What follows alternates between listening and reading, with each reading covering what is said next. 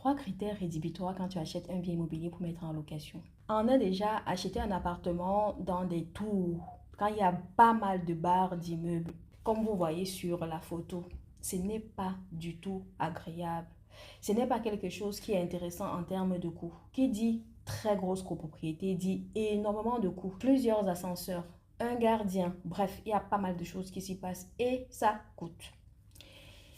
En deux, beaucoup trop d'espace vert. Voilà. Quand il y a beaucoup trop d'espace vert, comme sur la photo, il y a aussi des entretiens entre les jardiniers, entre les artisans et largueurs qui vont venir faire couper les arbres. Bref, énormément de dépenses. Et ça, c'est toi qui payes. Concernant toujours les espaces verts, il ne faut pas qu'il y ait trop de jeux pour les enfants, comme notamment sur la photo.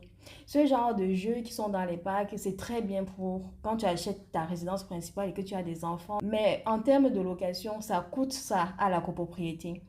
Sur un aire de jeu comme celui-ci, dès lors qu'il y a un petit boulon qui sort d'un jeu, ou dès lors qu'il y a un petit bout de l'espace de jeu qui est cassé, on va fermer tout l'espace de jeu et faire intervenir des professionnels pour qu'on puisse les réparer. Et ça également, ça coûte à la copropriété. Vous voyez que l'espace vert, espace de jeu, ça coûte.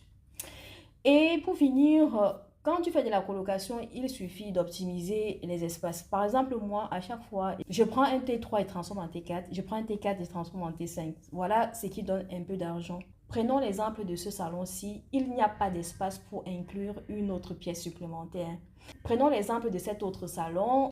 C'est dans un salon constitué d'une salle à manger et d'un séjour. On peut facilement faire une chambre dans la salle à manger. Il faut être stratégique. Et plus il y a des chambres, plus donc il y a de personnes dans le logement et donc ça te rapporte également.